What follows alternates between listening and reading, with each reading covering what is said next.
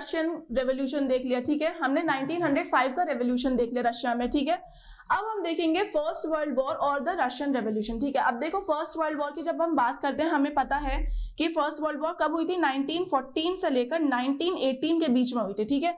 और इस बीच हमें 1917 वाले ईयर में दो रेवोल्यूशन देखने को मिलेंगे, the February revolution and the October revolution, है ना, अभी हम आगे पढ़ेंगे, ठीक है। और एक 1905 के रेवोल्यूशन के बारे में जो कि रशिया में आया, हम पहले ही पढ़ चुके हैं, जिसमें ऑटोक्रेसी से कॉन्स्टिट्यूशनल मोनार्की हो गई थी रशिया, ठीक है। अब देखो जब हम वर्ल्ड वॉर की बात करते हैं तो world war 1 between two European alliances, ठीक है, ये कौन सी थी, वर्ल्ड वॉर 1 फूट गई 1914 में, 1914 में, ठीक है, between two European alliances, two European parties, और वो दो यूरोपियन पार्टीज कौन सी थी, अलाइड पावर्स और द सेंट्रल पावर्स, ठीक है। सेंट्रल पावर्स में कौन सी कंट्रीज थी, जर्मनी थी, ऑस्ट्रिया थी, टर्की थी, ठीक है, जर्मनी, ऑस्ट्रिया, टर्की, ठीक है, GAT गेट, ठीक है, आप इस तरह से याद रख सकते हो, GAT गेट, ठीक है।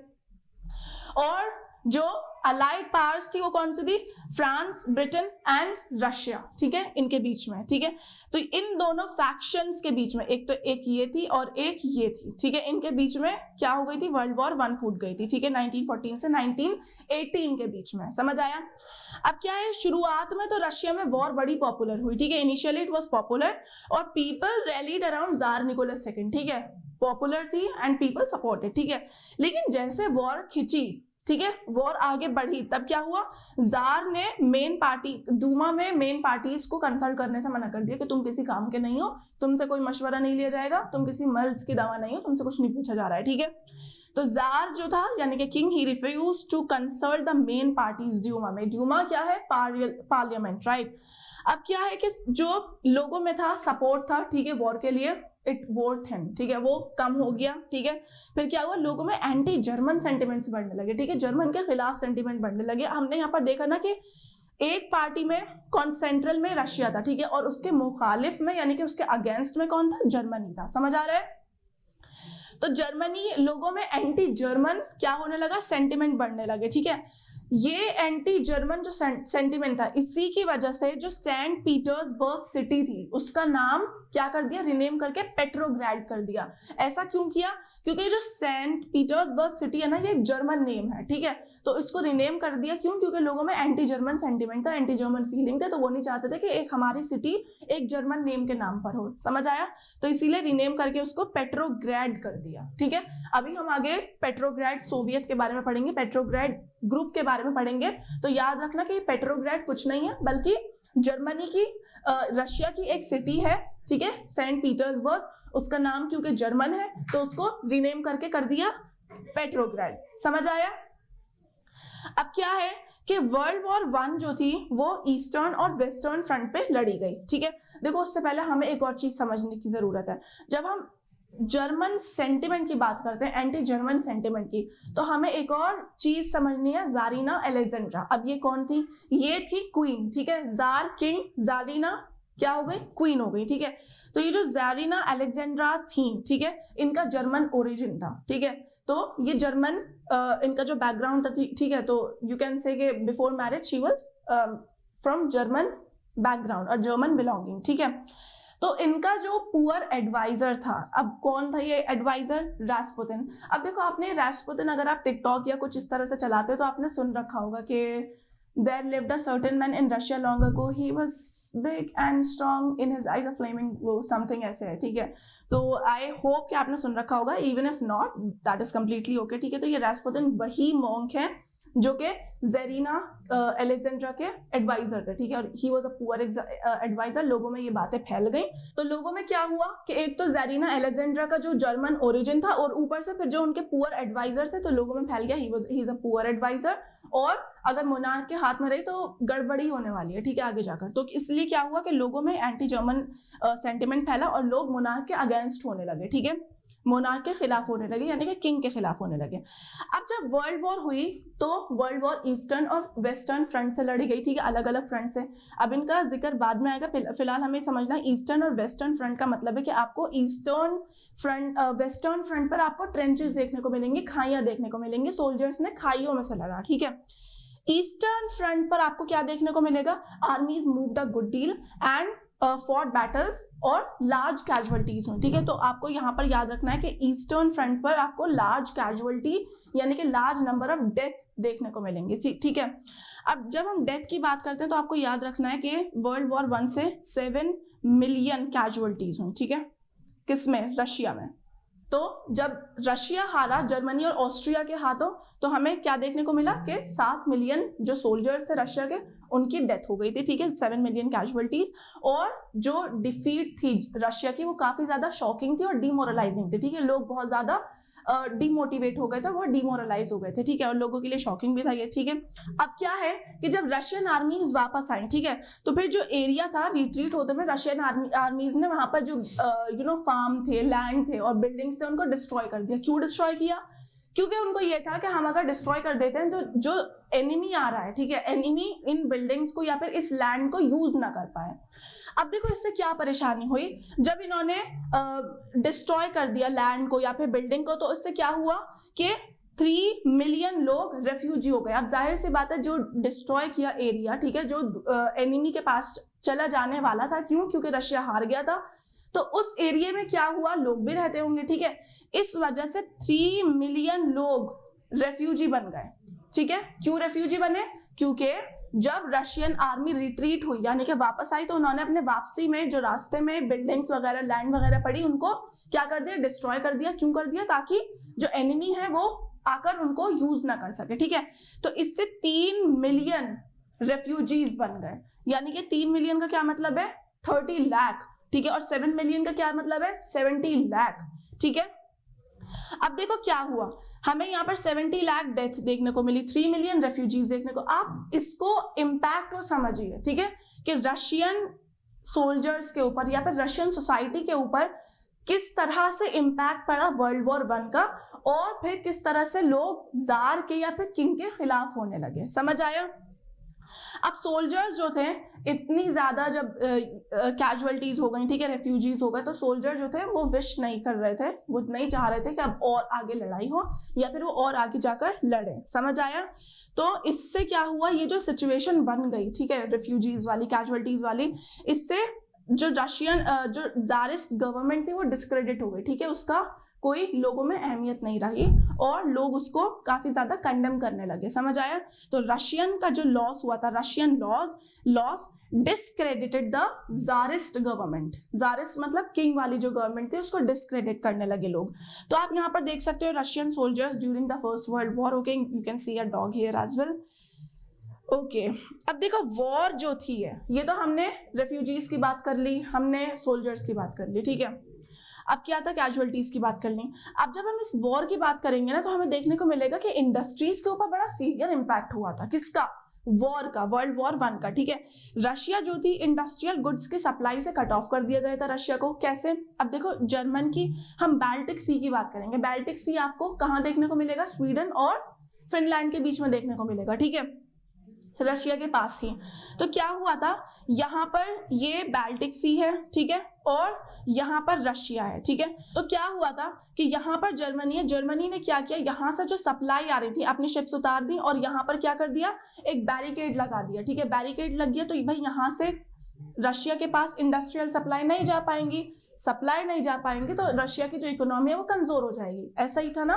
तो क्या हुआ कि बाल्टिक सी के ऊपर जो कंट्रोल कर लिया जर्मन ने, ठीक है, और बाल्टिक सी रास्ते में पड़ता था, ठीक है। रशिया को सामान जो भी सप्लाईज आती थी बाहर से, उसके रास्ते में बाल्टिक सी पड़ता था। बाल्टिक सी के ऊपर जर्मन का कंट्रोल हो गया, जर्मनी का, ठीक है, जर्मनी का कंट्रोल हो गया। जर्मनी ऑलरेडी रशिया का दुश्मन था, ठीक है, एनिमी स्टेट था।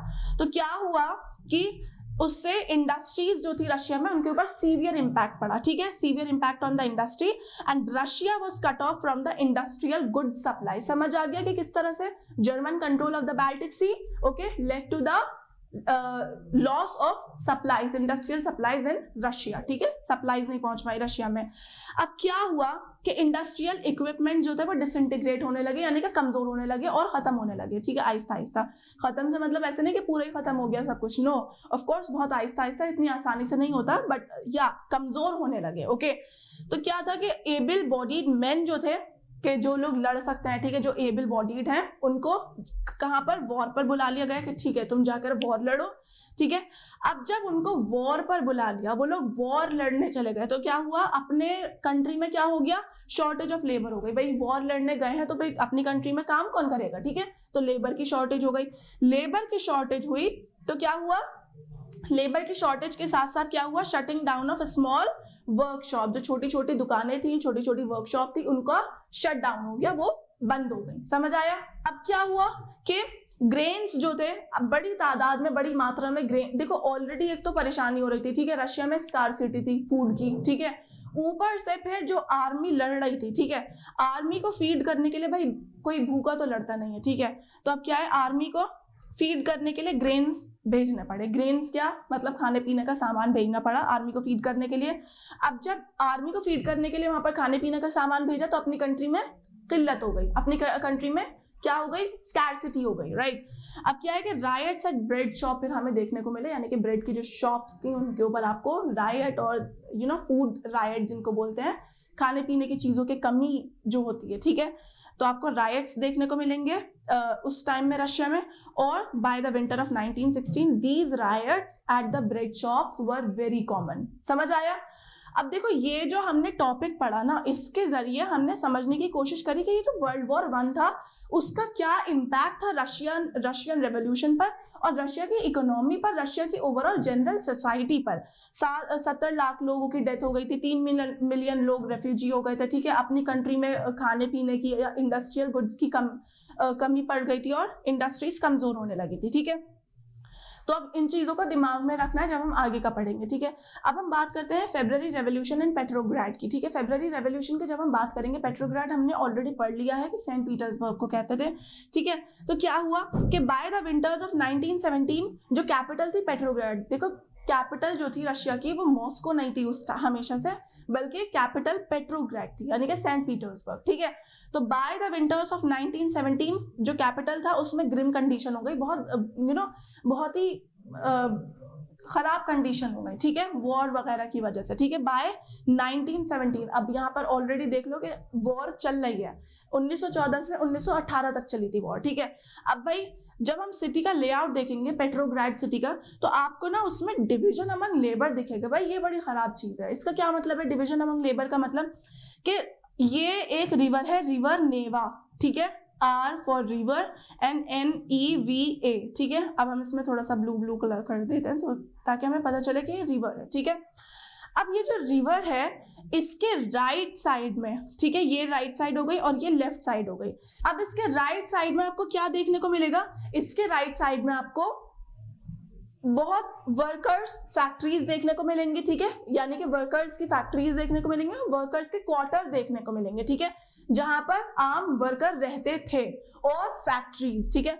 और जब हम लेफ्ट साइड की बात करेंगे तो आपको फैशनेबल एरियाज देखने को मिलेंगे, लेविश होटल्स, लेविश बिल्डिंग देखने को मिलेंगे, ठीक है। तो क्या है, यहाँ पर एक डिवीजन ऑफ लेबर हो गया कि एक साइड तो सिर्फ वही लोग रह रहे हैं जो कि काम कर रहे हैं, यानी कि वर्कर, ठीक है, काम करने वाले, ठीक है, सर्वेंट्स हो गए, ठीक है। तो वहां पर वर्कर क्वार्टर देखने को मिलेंगे आपको, और आपको फैक्ट्रीज देखने को मिलेंगी। और जब हम लेफ्ट साइड की बात करेंगे तो आपको फैशनेबल एरियाज, और यहाँ पर आपको वही विंटर पैलेस देखने को मिलेगा। विंटर पैलेस एक पार्लियामेंट्री बिल्डिंग है, ठीक है, ऑफिशियल बिल्डिंग है, ठीक है, रेजिडेंस है। और आपको वो एरियाज भी देखने को मिलेंगे लेफ्ट हैंड साइड पर जहां पर पार्लियामेंट मिलती थी, ठीक है। तो ये कहां पर देखने को मिलेगा, left hand side of river Neva, ठीक है, बीच में रिवर नेवा थी और बराबर इधर उधर क्या थे, डिवीजन था अमंग लेबर्स, ठीक है। तो सिटी लेआउट जो था emphasise the division of among labour, ठीक है, राइट और लेफ्ट बैंक पे समझ चुके हैं हम ये। अब क्या होता है कि फरवरी 1917 में फूड शॉर्टेजेस हो जाती हैं वर्कर क्वार्टर्स में, यानी कि राइट हैंड साइड में वर्कर क्वार्टर थे ना, तो राइट हैंड साइड पे 1917 फरवरी में क्या हुआ कि वर्कर क्वार्टर में क्या हो जाती हैं, फूड शॉर्टेजेस हो जाती हैं, खाने की कमी हो जाती है। देखो जो सर्दी थी ना उस साल बहुत ज्यादा पड़ी थी, बहुत तगड़ी सर्दी पड़ी थी, ठीक है, विंटर वर वेरी कोल्ड, और क्या है, बहुत ज्यादा हैवी बर्फबारी हुई थी। हैवी बर्फबारी होगी तो फूड शॉर्टेज भी होगी क्योंकि हार्वेस्टिंग नहीं हो पाएगी अच्छे से, ठीक है। तो पार्लियामेंट्रियंस जो थे वो इलेक्टेड गवर्नमेंट को प्रिजर्व करना चाहते थे, लेकिन जो जार थे वो क्या चाहते थे कि डिसॉल्व द ड्यूमा, यानी कि ड्यूमा को डिसॉल्व कर दो, ड्यूमा को अभी डिसमिस कर दो, बर्खास्त कर दो, नॉट बर्खास्त बट डिसॉल्व, ठीक है। हालांकि पार्लियामेंट्रियंस चाहते थे कि प्रिजर्व किया जाए अभी। क्या होता है कि डेमोन्स्ट्रेशन होने लगता है कहाँ पर, राइट बैंक पर 22 फरवरी लॉकआउट, ठीक है। तो क्या है कि राइट बैंक जो था, अब हम पहले ही देख चुके हैं, वहां पर फूड की परेशानी हो रही है, फूड शॉर्टेजेस हो रहे हैं, ठीक है। वहां पर डेमोन्स्ट्रेशन होने लगते हैं, लोग हड़ताल करने लगते हैं, प्रोटेस्ट करने लगते हैं, ठीक है। अगले ही दिन क्या देखने को मिलता है कि एक जगह पर प्रोटेस्ट हो रहा है, अगले दिन हमें देखने को मिलता है कि 50 और फैक्ट्रीज में प्रोटेस्ट और स्ट्राइक होने लगी, हड़ताल होने लगी, ठीक है। तो the next day workers in 50 factories called a strike in sympathy में, ठीक है, हमदर्दी में, ठीक है। तो आपको यहाँ पर नोटिस करना है कि किस तरह से यहाँ पर यूनिटी देखने को मिल रही है, ठीक है। तो यहाँ पर क्या हुआ कि 50 फैक्ट्री में आपको हड़ताल देखने को मिली।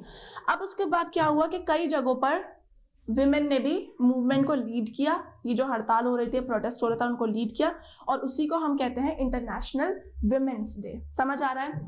अब देखो क्या है कि जो डेमोन्स्ट्रेटिंग वर्कर्स थे उन्होंने क्या किया कि जो अपना फैक्ट्री क्वार्टर था उसको क्रॉस किया, यानी कि जहां पर वो थे, ठीक है, फैक्ट्री क्वार्टर, ठीक है, वर्कर क्वार्टर, उसको क्या किया, उसको क्रॉस किया और कैपिटल के सेंटर में पहुंच गए, द नेव्स्की प्रोस्पेक्ट, ठीक है, द नेव्स्की प्रोस्पेक्ट, ठीक है। तो ये क्रॉस करके पहुंच गए द नेव्स्की प्रोस्पेक्ट। अब ये कहां पर है, लेफ्ट बैंक, ठीक है। अब देखो क्या है, इस स्टेज पर कोई सी भी पॉलिटिकल पार्टी इस मूवमेंट को ऑर्गेनाइज नहीं कर रही थी, ठीक है। अब क्या हुआ कि जैसे ही फैशनेबल जो क्वार्टर्स थे, ठीक है, लेफ्ट बैंक पर, जब इन फैशनेबल बिल्डिंग्स ने देखा कि हमें वर्कर्स ने घेर लिया है, तो गवर्नमेंट ने क्या किया, कर्फ्यू इंपोज कर दिया, कर्फ्यू थोप दिया, ठीक है।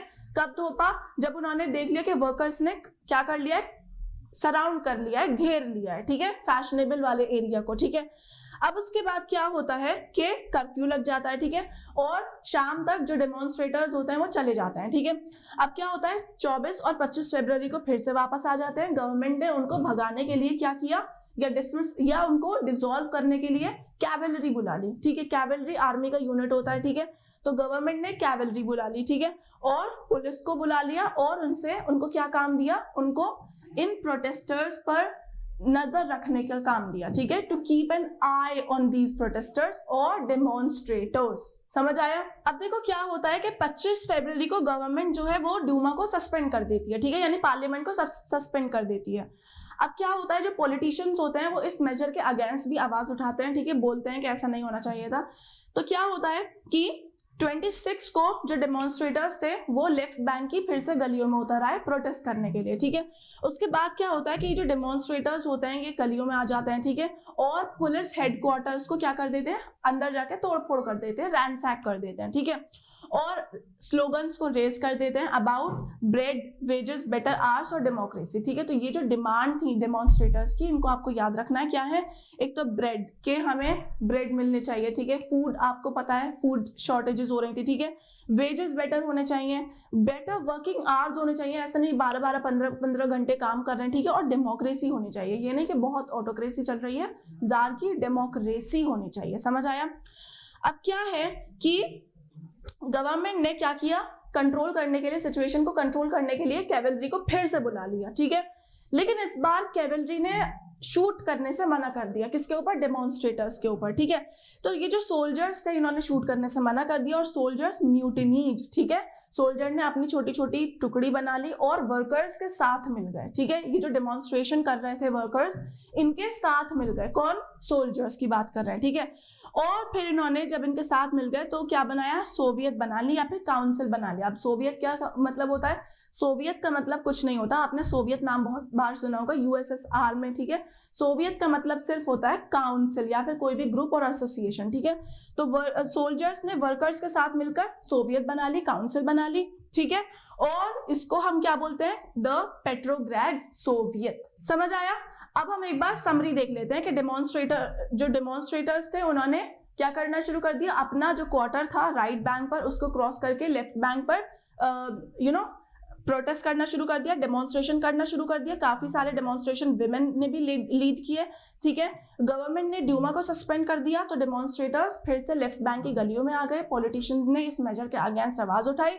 जब गवर्नमेंट ने दोबारा इस डेमोन्स्ट्रेशन को या फिर डेमोन्स्ट्रेटर्स को, प्रोटेस्टर को डिस्पर्स करने के लिए, भगाने के लिए कैवेलरी को बुलाया, तो कैवेलरी ने शूट करने से मना कर दिया। और फिर कैवेलरी में जो सोल्जर्स थे वो वर्कर्स के साथ मिल गए, जो डेमोन्स्ट्रेशन कर रहे थे वर्कर्स उनके साथ मिल गए, और उनके साथ मिलके क्या बना ली, काउंसिल बना लिया, ग्रुप बना लिया। उस ग्रुप को हम कहते हैं द पेट्रोग्राड सोवियत, ठीक है। तो सोवियत का मतलब होता है काउंसिल, ठीक है, याद रखना है, हम उसको कहते हैं द पेट्रोग्राड सोवियत, ठीक है। अब देखो क्या है, अगले दिन जब ये पेट्रोग्राड सोवियत बन गई, ठीक है, ये हम फेब्रुअरी की बात कर रहे हैं, फेब्रुअरी 1917 की, फेब्रुअरी रेवोल्यूशन की, ठीक है। अब जब ये बन गया तो जार को अगले दिन क्या हुआ कि एक डेलीगेशन गया, यानी कि एक छोटा सा टुकड़ा जार को देखने गया कि देखें इनकी हालचाल, ये क्या कर रहे हैं, ठीक है। तो जार जो था, जार के जो मिनिस्टर्स थे, उन्होंने क्या एडवाइस करी कि सर अब आपकी खत्म हो गई है, अब आप उतर जाइए, अब आप अपने पावर से हट जाइए, ठीक है। तो जार एब्डिकेटेड, अपने मिलिट्री कमांडर्स की एडवाइस पर जो जार थे वो एब्डिकेट हो गए, यानी कि अपनी पावर से हट गए, ठीक है। उसके बाद सोवियत लीडर और ड्यूमा लीडर ने मिलकर क्या बनाई, एक प्रोविजनल गवर्नमेंट बनाई। देखो जार तो हट गए, किंग तो हट गए, अब कोई ना कोई गवर्नमेंट तो होनी चाहिए ना कंट्री को रन करने के लिए, सिस्टम को चलाने के लिए। तो क्या है कि जो सोवियत थी, सोवियत का क्या मतलब बताया था अभी, काउंसिल बताया था, राइट। तो ये जो सोवियत थी, इसके लीडर्स ने, पेट्रोग्राड सोवियत ने के लीडर्स ने और जो ड्यूमा थे यानी कि पार्लियामेंट के जो लीडर्स थे, इन्होंने मिलकर क्या बनाई, एक प्रोविजनल गवर्नमेंट बनाई। प्रोविजनल गवर्नमेंट का क्या मतलब है कि एक टेम्परेरी गवर्नमेंट, ठीक है। ये जो गवर्नमेंट बनी थी, ठीक है, अब क्या है, Russia's future would be decided by constituent assembly. Constituent assembly decide करेगी रशिया का फ्यूचर, और ये कॉन्स्टिट्यूएंट असेंबली किस बेसिस पर चूज हुई होगी, यूनिवर्सल एडल्ट सफरेज, ठीक है, यूनिवर्सल एडल्ट सफरेज, यानी कि हर एडल्ट के पास वोट करने का अधिकार या वोट करने का राइट होना चाहिए, समझ आया। अब यही पेट्रोग्राड जो है, पेट्रोग्राड सोवियत, इसी पेट्रोग्राड ने क्या लीड किया था, फेब्रुअरी रेवोल्यूशन, 1917 का फेब्रुअरी रेवोल्यूशन लीड किया था, जिसने मोनार्की को खत्म किया। कहां से, रशिया से। बच्चों अब हमने अपना 1917 का फेब्रुअरी रेवोल्यूशन पढ़ लिया है, अब हम फेब्रुअरी रेवोल्यूशन के बाद की सिचुएशन देखेंगे और अक्टूबर रेवोल्यूशन देखेंगे। इतने आपको ये याद रखना है कि हम 2 रेवोल्यूशन के बारे में पढ़ चुके हैं, 3 रशिया के मेजर रेवोल्यूशन थे, ठीक है, 2 के बारे में पढ़ चुके हैं, यानी कि फेब्रुअरी रेवोल्यूशन ऑफ 1917। इसमें क्या चेंज आए थे, है ना, इसमें क्या चेंज आए थे, इसमें ये चेंज आया था कि जो मोनार्की थी वो हट गई थी, ठीक है, मोनार्की एकदम हट गई थी, और फिर उसकी जगह क्या आई थी, प्रोविजनल गवर्नमेंट, समझ आया।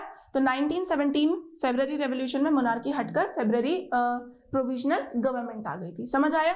चलो अब हम देखते हैं आफ्टर फेब्रुअरी के, हमने फेब्रुअरी तो देख लिया, फेब्रुअरी रेवोल्यूशन में क्या हुआ। अब आफ्टर फेब्रुअरी क्या हुआ, आर्मी ऑफिशियल, लैंड ओनर और इंडस्ट्रियलिस्ट जो थे वो इस प्रोविजनल गवर्नमेंट में क्या थे, इन्फ्लुएंशियल थे, ठीक है। प्रोविजनल गवर्नमेंट बन गई, टेम्परेरी गवर्नमेंट।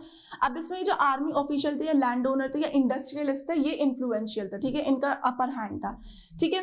तो liberal as well as socialist among them work towards an elected government, ठीक है, लिबरल्स ने इलेक्टेड गवर्नमेंट के लिए काम किया, ठीक है।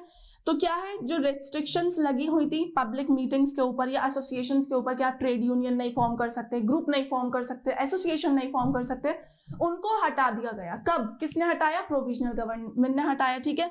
सोवियत जो थी, जैसे कि पेट्रोग्राड सोवियत हो गई, इस जैसी और भी सोवियत बनी, ठीक है, वर सेटअप एवरीवेयर, क्या, सोवियत यानी कि काउंसिल्स, ठीक है। अब क्या है, अप्रैल 17 में व्लादिमीर लेनिन जो है वो एग्जाइल से वापस आते हैं। एग्जाइल का क्या मतलब होता है कि एग्जाइल का मतलब है अपनी कंट्री से कुछ टाइम के लिए बाहर भेज देते हैं। क्यों, क्योंकि जब कोई भी न्यूजेंस कर रहा होता है, ठीक है, किसी के और के पर्सपेक्टिव से, समझ आया। तो एग्जाइल का मतलब देश निकाला, ठीक है, इन शॉर्ट, ठीक है। और क्या है, ये जो लेनिन है ये और बोल्शेविक वॉर जो चल रही थी, ठीक है, 1914 से जो वॉर चल रही थी इसको अपोज कर रहे थे, ठीक है। अब उन्हें लगने लगा कि अब टाइम आ गया है जब सोवियत को पावर ले लेनी चाहिए अपने हाथों में, ठीक है। Soviet, now is the time for soviet to take power, ठीक है। तो इन्होंने, लेनिन ने अप्रैल थीसिस डिक्लेयर करी। अब भाई अप्रैल थीसिस क्या है, देखो अप्रैल थीसिस में ना 3 मेजर डिमांड रखी। वो 3 मेजर डिमांड क्या है, पहली ये थी कि वॉर को खत्म करो, ठीक है, war be brought to a close, ठीक है, वॉर को खत्म करिए। और दूसरी क्या थी, दूसरी ये थी कि जो लैंड है वो पीजेंट को दिया जाए, land be transferred to the peasant. और तीसरी क्या थी कि बैंक को नेशनलाइज किया जाए, ठीक है। तो पहली क्या थी कि वॉर एंड कीजिए, ठीक है, वॉर को खत्म कीजिए। दूसरी क्या थी कि जो लैंड है उनको लैंड पीजेंट को दी जाए, लैंड पीजेंट को, ठीक है। और तीसरी थी कि जो बैंक्स हैं उनको नेशनलाइज किया जाए। बच्चों बैंक को नेशनलाइज करने का क्या मतलब है? इसका मतलब यह है कि जो बैंक्स हैं वो गवर्नमेंट चलाए, ठीक है, नॉट इंडिविजुअल, ठीक है, गवर्नमेंट या फिर स्टेट कंट्रोल्ड हो। नेशनलाइजेशन का मतलब ये होता है, ठीक है। तो लीनिन ने अपनी 3 अप्रैल थीसिस जो है वो डिक्लेयर करी और काफी और आर्ग्यू किया कि बोल्शेविक पार्टी जो है उसको अपना नाम कम्युनिस्ट पार्टी कर लेना चाहिए, रीनेम कर लेना चाहिए, कम्युनिस्ट पार्टी रख लेना चाहिए, ठीक है। अब काफी बोल्शेविक जो थे वो इन अप्रैल थीसिस से सरप्राइज भी हुआ, क्योंकि उन्हें ये लगता था कि अभी सही वक्त नहीं है सोशलिस्ट रेवोल्यूशन लाने के लिए, रशिया में सोशलिज्म लाने के लिए, ठीक है, और प्रोविजनल गवर्नमेंट को सपोर्ट मिलना चाहिए, ठीक है।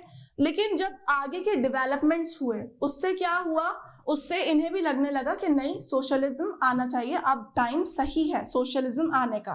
तो आप यहाँ पर देख सकते हो, आपको ये इट्स अ फेमस पेंटिंग, ठीक है, ये क्या है, ये लेनिन है और ये किनको एड्रेस कर रहे हैं, क्राउड को एड्रेस कर रहे हैं, ठीक है। अब Bolshevik image of Lenin addressing workers in 1917, समझ आए, 1917। अब क्या है कि थ्रू आउट द समर ये जो वर्कर मूवमेंट था ये फैल गया, ठीक है, लोगों में फैल गया, कंट्री में, ठीक है, पूरे समर में।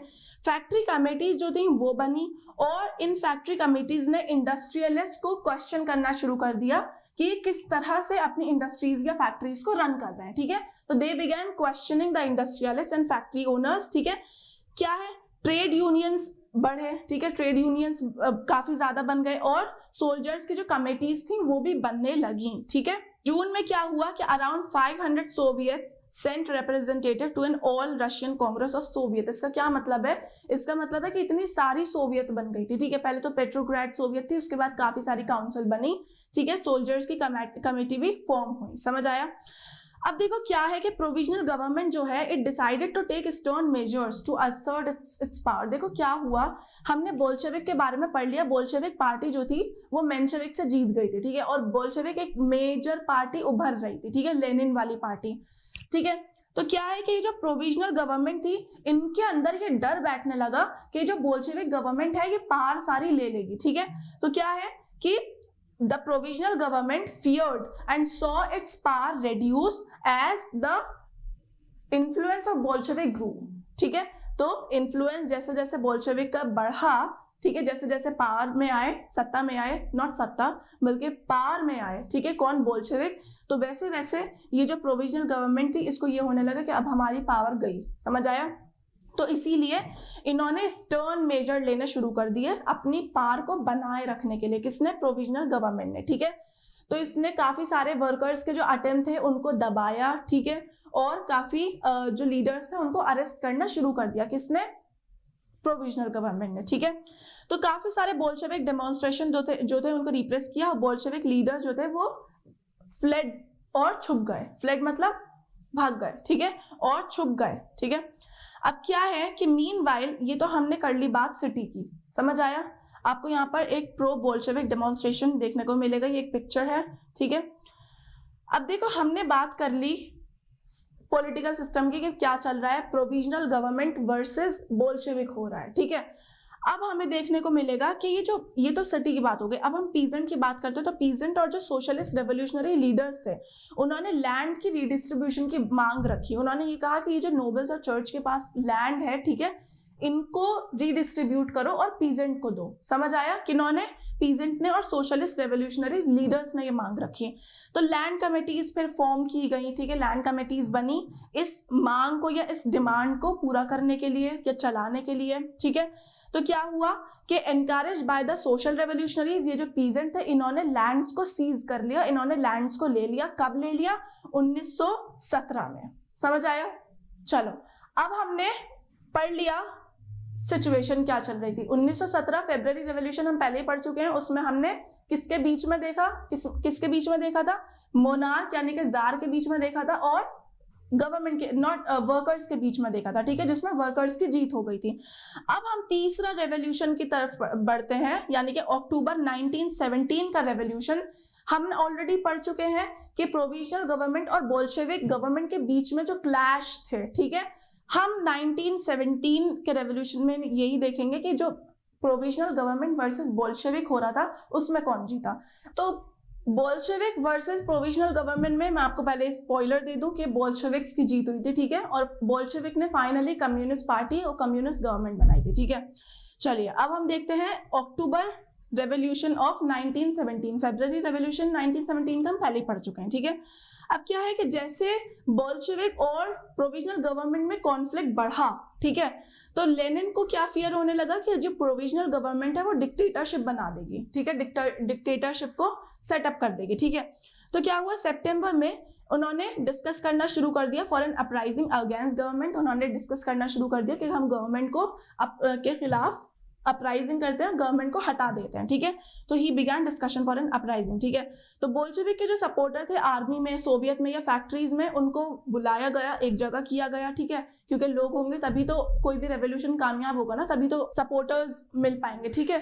तो बोल्शेविक के सपोर्टर्स को बुलाया गया और 16 अक्टूबर 1917 को लेनिन ने पेट्रोग्राड सोवियत और बोल्शेविक पार्टी को परसुएड किया कि एक सोशलिस्ट सीजर ऑफ पावर होना चाहिए, ठीक है। सोशलिस्ट जो लोग हैं वो सीज कर लें पावर को, और पावर जो है वो शिफ्ट हो जाए, ठीक है, किन के पास आ जाए, बोल्शेविक्स के पास, ठीक है। Not only Bolshevik but Petrograd Soviet भी उन्हीं में साथ थी, ठीक है।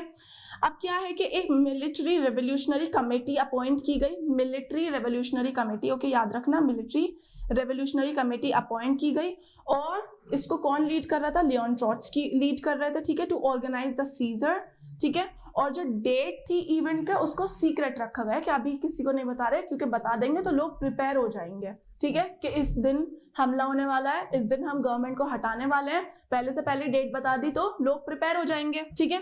तो क्या है कि 24 अक्टूबर को अपराइजिंग शुरू हो गई और पीएम जो थे केरेंस्की, उन्होंने सिटी लीव कर दिया ताकि ट्रूप्स को बुला सके और ट्रूप्स को हेल्प के लिए बुला सके, ठीक है। तो ये जो प्रो गवर्नमेंट ट्रूप्स थी, इन्होंने जो बोल्शेविक न्यूज़पेपर की 2 बिल्डिंग्स थी उनको सीज कर लिया, ठीक है। कहाँ, तो बोल्शेविक ने प्लान किया था कि हम जाकर क्या करेंगे, हम जाके गवर्नमेंट को हटाएंगे, उल्टा इन्हीं की 2 बिल्डिंग्स को क्या कर लिया, प्रो गवर्नमेंट ट्रूप्स ने सीज कर लिया, ठीक है, कब्जा कर लिया उनके ऊपर। लेकिन this is not the end, Bolshevik ने यहाँ पर हार नहीं मानी, okay, and they fought back, okay. तो जो प्रो गवर्नमेंट ट्रूप्स हैं उन्होंने they sent to take over telephone और टेलीग्राफ ऑफिसेस, ठीक है, और विंटर पैलेस को बचाने के लिए अपनी ट्रूप्स भेजी। विंटर पैलेस हम ऑलरेडी बात कर चुके हैं, that is an important royal palace, ठीक है। तो क्या है कि मिलिट्री रेवोल्यूशनरी कमेटी, अभी हम ऊपर बात कर रहे थे मिलिट्री रेवोल्यूशनरी कमेटी की, ठीक है, उन्होंने क्या किया, अपने सपोर्टर्स को ऑर्डर किया, ठीक है। क्या ऑर्डर किया कि गवर्नमेंट ऑफिसर्स जो हैं उनको क्या करे, सीज कर ले, जाके उनके ऊपर कब्जा कर ले, गवर्नमेंट ऑफिसर्स का। अभी तो हम प्रो गवर्नमेंट ट्रूप्स को देख रहे थे कि उन्होंने 2 बिल्डिंग बोल्शेविक की 2 बिल्डिंग को सीज कर लिया एटसेट्रा, ठीक है। अब क्या है कि जो मिलिट्री रेवोल्यूशनरी कमेटी है जिसको अपॉइंट किया गया था क्या करने के लिए, सीजर को कैरी आउट करने के लिए अंडर लियोन ट्रोट्स्की, ठीक है, उसने क्या किया, ऑर्डर किया अपने सपोर्टर को कि गवर्नमेंट ऑफिसर्स को जाके सीज कर ले, ठीक है, और मिनिस्टर्स को अरेस्ट कर ले, ठीक है। नाइट बाय द नाइट क्या देखा गया कि जो सिटी थी वो पूरा का पूरा कमेटी का कंट्रोल में थी। कौन सी कमेटी के कंट्रोल में, मिलिट्री रेवोल्यूशनरी कमेटी के कंट्रोल में, ठीक है। और जो मिनिस्टर्स थे उन्होंने सरेंडर कर दिया, समझ आया। अब क्या है कि at a meeting of all Russian congress of Soviet in Petrograd, जो मेजोरिटी थी उन्होंने बोल्शेविक के एक्शंस को अप्रूव कर दिया, यानी कि उनको सही कह दिया कि हाँ ठीक है, सही है, ये जस्टिफाइड है, लेजिटिमेट है, ठीक है। तो क्या है कि अपराइजिंग के बाद, ये जो भी अपराइजिंग थी, ठीक है, इसके बाद और एक हैवी फाइट के बाद, ठीक है, क्या देखने को मिला कि बोल्शेविक जो है उन्होंने मॉस्को पेट्रोग्राड एरिया को पूरी की पूरी तरह से कंट्रोल कर लिया, अपने कब्जे में ले लिया, समझ आया। तो हमने क्या देखा यहाँ पर, रेवोल्यूशन ऑफ अक्टूबर 1917। देखो क्राइसिस में क्या था, क्राइसिस पार्ट में यह आएगा कि बोल्शेविक और प्रोविजनल गवर्नमेंट में पावर के लिए कॉन्फ्लिक्ट होने लगे। कॉन्फ्लिक्ट हुए तो बोल्शेविक ने एक कमेटी अपॉइंट करी, ठीक है, और डेट को सीक्रेट रखा, ठीक है, अंडर लियोन ट्रोट्स्की, ठीक है। फिर प्रो गवर्नमेंट ट्रूप्स ने बोल्शेविक न्यूज़पेपर को सीज किया, और फिर जब सीज किया तो जो ये मिलिट्री रेवोल्यूशनरी कमेटी थी, इसने ऑर्डर किया मिनिस्टर्स को अरेस्ट करने का और गवर्नमेंट ऑफिसर्स को सीज करने का, और फिर ये जो पूरी सिटी थी मॉस्को पेट्रोग्राड एरिया, ये बोल्शेविक्स के कंट्रोल में आ गया। जरा अब हम एक जल्दी से एक चार्ट देख लेते हैं, ठीक है। तो क्या है major players in the events of 1917 के इवेंट्स की बात कर रहे हैं। तो जार निकोलस सेकंड, ठीक है, ये लास्ट एम्पेरर थे रशिया के, ये भी हमें पता है, ठीक है, जार थे, किंग थे, ठीक है। फिर केरेंस्की यानी कि प्राइम मिनिस्टर, हमने केरेंस्की की ऊपर बात करी थी, ये रहे PM Kerensky left the city to summon troops, ठीक है, ये पीएम थे। और रशियन लॉयर और पॉलिटिशियन, ठीक है, लियोन ट्रॉट्स्की, ये कमेटी को हेड कर रहे थे, है ना, मार्क्सिस्ट रेवोल्यूशनरी थे ये। फिर हमें लेनिन को देखने को मिला, इनका तो बहुत ही ज्यादा रोल है, ठीक है, सबसे ज्यादा इन्हीं का है, बल्कि कह लीजिए आप बोल्शेविक के लीडर थे, बोल्शेविक पार्टी के। और फिर जोसेफ स्टालिन, अभी हम स्टालिन के बारे में पढ़ेंगे आगे जाकर, ठीक है, स्टालिन एंड कलेक्टिवाइजेशन।